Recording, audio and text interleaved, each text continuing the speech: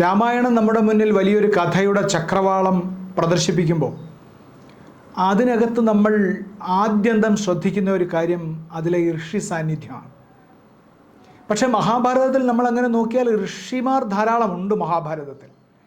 പക്ഷേ അവരൊക്കെ ഈ കഥാഗാത്രത്തിലേക്ക് കയറി ഏതെങ്കിലും തരത്തിലുള്ള നിർണായക ഘട്ടത്തിൽ ഇടപെടലുകൾ നടത്തുന്നില്ല. വ്യാസൻ ചില നിർണായക ഘട്ടങ്ങളിൽ വരുന്നുണ്ട്. വ്യാസൻ മഹാഭാരതത്തിലെ വെറും ഋഷിയല്ലല്ലോ. ആ വംശപരമ്പരയുടെ നിലനിൽപ്പിന് വേണ്ടി വേണ്ട സമയത്ത് അതിനകത്ത് ഇടപെടൽ നടത്തുകയും അതിൽ പിൽക്കാലത്ത് ജനിച്ച രാജാക്കന്മാരുടെ പിതാവായിരിക്കുകയും ചെയ്ത ആളാണ്. അദ്ദേഹം ആ പിതൃത്വം ഒട്ടും ആഗ്രഹിക്കുകയോ അല്ലെങ്കിൽ ആ പിതൃത്വത്തിന് വേണ്ടി അതിൽ പ്രവർത്തിക്കുകയോ ചെയ്തിട്ടില്ല എന്നത് സത്യം. അതുകൊണ്ട് തന്നെ വ്യാസൻ്റെ സാന്നിധ്യത്തെ നമ്മളൊരു ഋഷി സാന്നിധ്യമായിട്ട് മാത്രമല്ല മഹാഭാരതത്തിൽ കാണേണ്ടത്. പക്ഷേ രാമായണത്തിൽ ആദ്യന്തം ഋഷി സാന്നിധ്യമുണ്ട്. അനേകം ഋഷിമാർ മഹാഭാരതത്തിൽ. ഇപ്പോൾ ഏറ്റവും പ്രധാനപ്പെട്ട കാര്യം വസിഷ്ഠൻ്റെ സാന്നിധ്യം. വസിഷ്ഠൻ്റെ പൂർവ്വകഥയെക്കുറിച്ചൊന്നും രാമായണത്തിൽ, വാൽമീകി രാമായണത്തിൽ പറയുന്നൊന്നുമില്ല.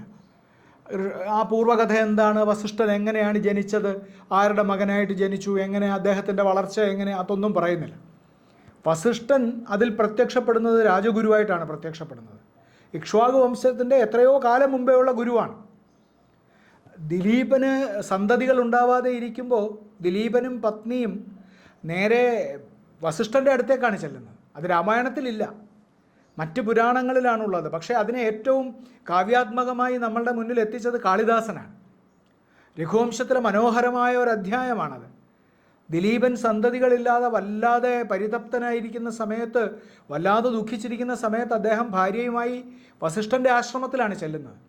എനിക്ക് സന്തതികളില്ല എന്ന് പറഞ്ഞിട്ട് വസിഷ്ഠനാണ് അദ്ദേഹത്തെ ഉപദേശിക്കുന്നത്. നീ ഇവിടെ വ്രതനിഷ്ഠയോടുകൂടി ഭാര്യയോടുകൂടി താമസിച്ചിട്ട് നീ ഇവിടുത്തെ പശുവിനെ, വസിഷ്ഠന് വിശിഷ്ട പശുവായിട്ടുള്ള കാമധേനുവും അവളുടെ മകൾ നന്ദിനിയുമൊക്കെ ഉണ്ടായിരുന്നു. വസിഷ്ഠനും വിശ്വാമിത്രനും തമ്മിലുള്ള സംഘട്ടനത്തിലൊക്കെ ഈ പശുക്കൾ വളരെ നിർണായകമായ പങ്ക് വഹിക്കുന്നുണ്ട്. ഈ പശുവിന് വേണ്ടി നടത്തിയ യുദ്ധങ്ങളൊക്കെ ഉണ്ട് അതിനകത്ത് കേട്ടോ. അതൊക്കെ മറ്റ് കഥകൾ, അതൊക്കെ മറ്റ് കഥകൾ, അതിലേക്കല്ല ഞാൻ പോകുന്നത്. അപ്പോൾ ദിലീപനെ ഉപദേശിച്ചിട്ട് ദിലീപൻ ഈ പശുവിനെ പരിചരിച്ചിട്ടാണ് അദ്ദേഹത്തിന് സന്തതി ജനിക്കുന്നത്. അത് നമ്മൾ രാമായണ കഥയുടെ പൂർവ്വകഥയായി പരിഗണിച്ചാൽ രാമായണത്തിൽ ശരിക്കും പറഞ്ഞാൽ ദശരഥൻ എന്ന രാജാവിൻ്റെ വംശപരമ്പര നിലനിൽക്കുന്നതിനിടയാക്കിയത് വസിഷ്ഠനാണ്. അദ്ദേഹം തലമുറകളെ കടന്നും ജീവിക്കുന്നു. പുരാതന ഋഷിമാരുടെ വയസ്സൊന്നും നമുക്കങ്ങനെ നിർണ്ണയിക്കാൻ സാധ്യമല്ല. ഇവരൊക്കെ ഒരേ ആളായിരുന്നോ എന്നൊക്കെ പാശ്ചാത്യർക്ക് സംശയമുണ്ട്.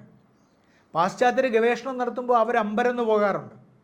ഈ കവിയെ തന്നെ ഏതാണ്ട് 2, 3, 4, 5 തലമുറ മുമ്പുള്ള ഒരാളുടെ മുമ്പിൽ ഇതേ ഋഷിയെ തന്നെ കാണുന്നു. അയാളെ തന്നെ വളരെ വർഷങ്ങൾക്ക് ശേഷം വേറൊരിടത്ത് കാണുന്നു. അദ്ദേഹത്തെ ഇനിയും കുറേ കാലം കഴിഞ്ഞ് മറ്റൊരിടത്ത് കാണുന്നു. അപ്പോൾ ഇദ്ദേഹത്തിനൊക്കെ ഇത്ര ആയുസ്സോ എന്ന് ശങ്കിക്കുന്നുണ്ട്. നമ്മളങ്ങനെ ഋഷിയായി തീർന്നാൽ അയാൾക്ക് എത്ര ദീർഘകാലവും ജീവിച്ചിരിക്കാം എന്ന് ഭാരതീയർ വിശ്വസിക്കുന്നുണ്ട്. എന്തിന്, ഈ അടുത്ത കാലത്ത് ഹിമാലയ പര്യടനം നടത്തിയിട്ടുള്ള ആളുകൾ വരെ പറയുന്നത് 800 വയസ്സുള്ള സന്യാസിമാരെ കണ്ടു എന്നാണ്. നമ്മുടെ യുക്തിബോധം അത് വിശ്വസിക്കാൻ നമ്മളെ ചിലപ്പോൾ അനുവദിക്കുന്നുണ്ടാവില്ല. എങ്കിലും നമ്മൾ ഈ കഥയിൽ അങ്ങനെ എത്രയോ തലമുറകളുടെ ഗുരുനാഥനായി വസിഷ്ഠനെ നമുക്ക് കാണാം. നമ്മളിവിടെ വസിഷ്ഠനെ ആദ്യം കാണുന്നത്, വസിഷ്ഠൻ ഈ പുത്രകാമേഷ്ടി യാഗം നടക്കുന്നതിന് മുമ്പ് ദശരഥന് സന്തതികളില്ല എന്ന നിലയിൽ അദ്ദേഹവും ദുഃഖിച്ചു. സന്തതികളില്ല, 3 പത്നിമാർ, പക്ഷേ സന്തതികളില്ല. അപ്പോഴൊക്കെ ദശരഥന് വളരെ വയസ്സായിരിക്കുന്നു.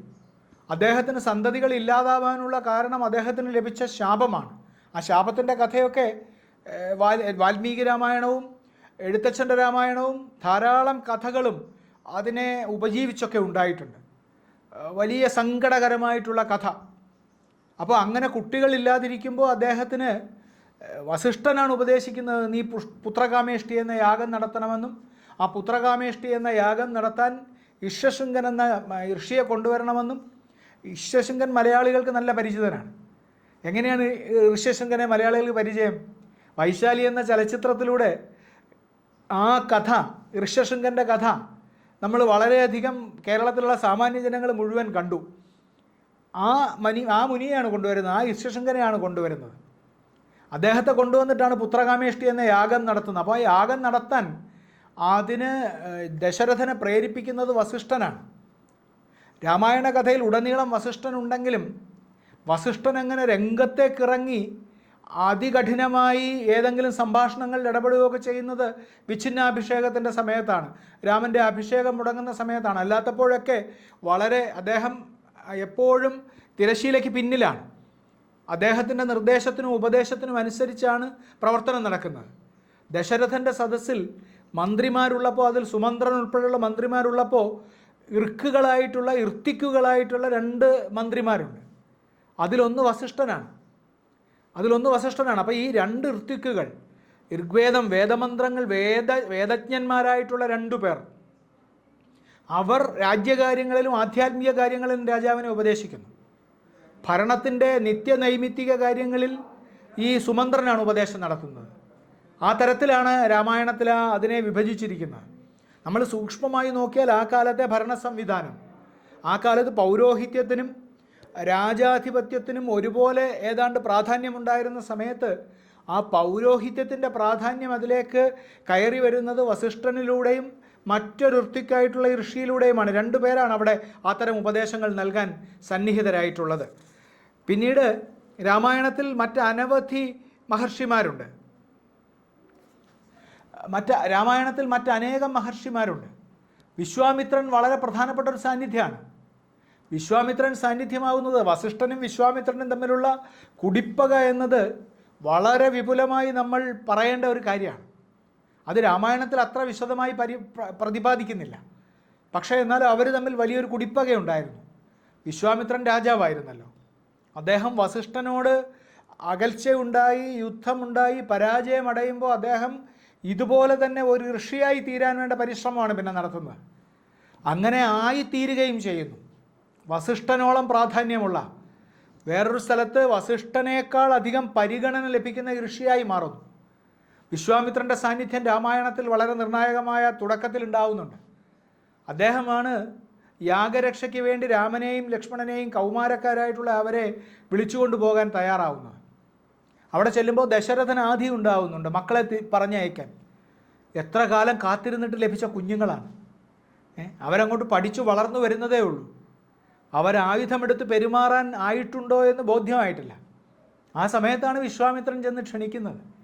അദ്ദേഹത്തിന് വലിയ ആധി ഉണ്ടാവുന്നു. അദ്ദേഹത്തിൻ്റെ ആധിയെ പരിഹരിക്കുന്നത് വസിഷ്ഠൻ ഇടപെട്ടിട്ടാണ്. അയക്കൂ, ഇതുകൊണ്ട് ഗുണമേ ഉണ്ടായി വരൂ എന്ന് പറഞ്ഞിട്ടാണ് അയക്കുന്നത്. വിശ്വാമിത്രൻ രാമലക്ഷ്മണന്മാരെ കൊണ്ടുപോയിട്ട് വളരെ രാമായണത്തിലെ ഏറ്റവും പ്രധാനപ്പെട്ട സംഭവങ്ങളൊക്കെ നടക്കുന്നു അവിടെ. താടകാവധം നടക്കുന്നു, അഹല്യാമോക്ഷം ഉണ്ടാകുന്നു. അത് കഴിഞ്ഞിട്ട് സീതാ സ്വയംവരം നടക്കുന്നു. അത്രയും സമയത്തെല്ലാം വിശ്വാമിത്രനുണ്ട്. വസിഷ്ഠൻ സീതാ സ്വയംവരത്തിനായിട്ട് ദശരഥൻ്റെ കൂടെ മിഥിലയിലേക്ക് വരുന്നുണ്ട്. അവിടെ വന്നു കഴിഞ്ഞിട്ട് പിന്നീട് നമ്മൾ കാണുന്ന ഒരു ഋഷി പരശുരാമനാണ്. പരശുരാമൻ ഭൃഗു മഹർഷിയുടെ മകനാണല്ലോ.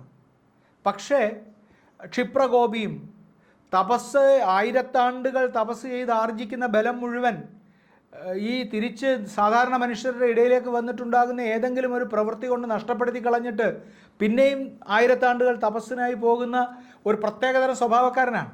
മഹാഭാരതത്തിലുമുണ്ട്, രാമായണത്തിലുമുണ്ട്. ചിരഞ്ജീവികളാണ് അവരൊക്കെ. അപ്പോൾ ആ തരത്തിൽ വിശ്വാമിത്രനുണ്ട്. അത് കഴിഞ്ഞിട്ട് പരശുരാമൻ വരുമ്പോൾ പരശുരാമനും ശ്രീരാമനെ വഴിയിൽ തടഞ്ഞിട്ട് ഞാനൊഴിഞ്ഞുണ്ടോ രാമന് ത്രിഭുവനത്തിങ്കൽ എന്ന് ചോദിച്ചിട്ട് ഇയാൾ ത്രയംബകം വില്ലൊടിച്ചിട്ടാണ് വരുന്നത്. എൻ്റെ ഗുരുവായ പരമശിവൻ്റെ വില്ലൊടിച്ചിട്ട് വരുന്ന ഇയാളെ തടഞ്ഞ് ഇയാളുടെ അഹങ്കാരം തീർത്തിട്ടേ മാർഗമുള്ളൂ എന്ന് പറഞ്ഞിട്ടാണ് വരുന്നത്. അപ്പോൾ അവിടെയൊക്കെ നമ്മൾ കൂടെ വസിഷ്ഠ മഹർഷിയുണ്ട്. പക്ഷേ അതിനകത്ത് ഇടപെടാൻ ശ്രമിച്ചിട്ടൊന്നും ഒരു ശാന്തതയും ഉണ്ടാകുന്നില്ല. അപ്പോൾ രാമൻ എന്നാൽ ഞാൻ യുദ്ധം ചെയ്തേക്കാമെന്ന് തീരുമാനിക്കുക ചെയ്യുന്നത്.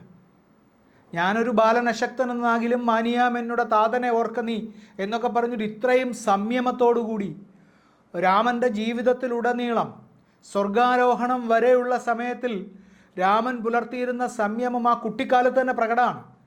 അവിടെ വെച്ച് പരശുരാമനോട് കയർക്കുകയല്ല ചെയ്യുന്നത്. അങ്ങേക്ക് അങ്ങനെ ഒരാഗ്രഹമുണ്ടെങ്കിൽ ഞാൻ അങ്ങയോട് യുദ്ധം ചെയ്യാമെന്നാണ്. ആ യുദ്ധം ചെയ്ത് പരാജയപ്പെടുത്തുന്ന സ്ഥലത്ത് പരശുരാമനുണ്ട്.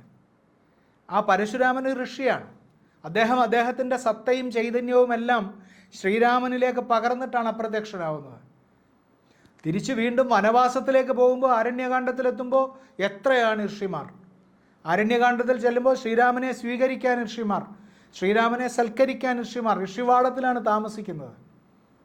അങ്ങനെ നമ്മൾ രാമായണം ഇങ്ങനെ ചിന്തിച്ച് വരുമ്പോൾ ഏറ്റവും ഒടുവിൽ യുദ്ധകാണ്ഡത്തിലെത്തുമ്പോൾ യുദ്ധത്തിൽ തളർന്നു നിൽക്കുന്ന ശ്രീരാമനെ ആശ്വസിപ്പിക്കാൻ വേണ്ടി വരുന്നത് അഗസ്ത്യനാണ്. അഗസ്ത്യൻ ആദ്യം തന്നെ അരണ്യകാണ്ഡത്തിലും വരുന്നുണ്ട് കേട്ടോ. അരണ്യകാണ്ഡത്തിൽ വന്ന് ശ്രീരാമനെ കാണുകയൊക്കെ ചെയ്യുന്നുണ്ട്. അത് കഴിഞ്ഞ് യുദ്ധത്തിൻ്റെ സന്ദർഭത്തിൽ ശ്രീരാമൻ തളർന്നു നിൽക്കുമ്പോൾ അഗസ്ത്യൻ വന്നിട്ട് നമ്മളുടെ ആളുകൾ നിത്യപാരായണത്തിന് ഉപയോഗിക്കുന്ന, അങ്ങനെ നിത്യവും പാരായണം ചെയ്താൽ ഭയവും ആശങ്കയും സന്ദിഗ്ധതയും എല്ലാം ഒഴിയും എന്ന് ഫലശ്രുതിയുള്ള അഗസ്ത്യപ്രവേശവും ആദിത്യസ്തുതിയും എന്ന് പറയുന്ന വളരെ പ്രസിദ്ധമായ ആദിത്യസ്തുതിയിൽ സൂര്യനെയാണ് സ്തുതിക്കുന്നത്. സന്താപനാശകരായ നമോ നമ, അന്ധകാരാന്തകരായ നമോ നമ, ചിന്താമണേ ചിദാനന്ദായതേ നമ, നിഹാരനാശകരായ നമോ നമ, മോഹവിനാശകരായ നമോ നമ, സന്താപനാശകരായ നമോ നമ, ചിന്താമണേ ചിദാനന്ദായതേ നമ, നിഹാരനാശകരായ നമോ നമ, മോഹവിനാശകരായ നമോ നമ, ശാന്തായ രൗദ്രായ സൗമ്യായ ഘോരായ കാന്തിമതാം കാന്തിരൂപായതേ നമ എന്നു പറഞ്ഞ് അദ്ദേഹം സൂര്യൻ്റെ വിവിധ ഗുണഗണങ്ങളെ കീർത്തിച്ചിട്ട് ശ്രീരാമന് ബലം കൊടുത്തിട്ടാണ് പോകുന്നത്. ആ ബലം ആദിത്യപ്രവേശവും അഗസ്ത്യപ്രവേശവും ആദിത്യസ്തുതിയും എന്ന ആ ശ്ലോകമുണ്ടല്ലോ, ആ ഭാഗമുണ്ടല്ലോ, അതിൽ സൂര്യൻ്റെ ഗുണഗണങ്ങൾ വർണ്ണിച്ചിരിക്കുന്നത് ഇന്നത്തെ നമ്മളുടെ ശാസ്ത്ര സത്യങ്ങൾ ആവിഷ്കരിക്കുന്നതിന് തുല്യമായിട്ടുള്ള ഗുണങ്ങളാണ്. വാരമാസ ഋതു സംവത്സര കൽപ്പാതി കാരകനായതും സൂര്യൻ ഇവൻ തന്നെ എന്ന് പറഞ്ഞിട്ട്, ഇവൻ രാത്രിയും പകലും നമുക്ക് സൃഷ്ടിച്ചു തരുന്നു, വാരം മാസം ഋതു കൽപ്പം എല്ലാം ഇവനാണ് ഉണ്ടാക്കി തരുന്നത് എന്ന് പറഞ്ഞിട്ട്. പിന്നീട് വാൽമീകിയുടെ സാന്നിധ്യം, ഏറ്റവും ഒടുവിൽ സീതയുടെ അന്തർധാനം വരെ വാൽമീകിയുടെ സാന്നിധ്യം. അങ്ങനെ ശ്രീരാമൻ്റെ സ്വർഗാരോഹണത്തിന് മുമ്പ് ഋഷി സാന്നിധ്യം, ആ ഋഷി സാന്നിധ്യത്തിലാണല്ലോ ശ്രീരാമൻ സ്വർഗാരോഹണത്തിന് തീരുമാനിക്കുന്നത്. ആ തരത്തിലെല്ലാമുള്ള ഋഷി സാന്നിധ്യം കൊണ്ട് സമ്പന്നമായ ഒരു കൃതി കൂടിയാണ് രാമായണം. നമ്മൾ അതിൻ്റെ ഓരോ ഋഷിയും രാമായണത്തിൽ എന്താണ് അതിൻ്റെ കൃത്യമായി നിർവഹിച്ചത് എന്നത് നമുക്ക് വിശദമായി പരിശോധിക്കേണ്ടതാണ്. പക്ഷേ ഈ ഋഷി സാന്നിധ്യത്തെ നമ്മൾ കാണാതെ ഇരുന്നുകൂടാ.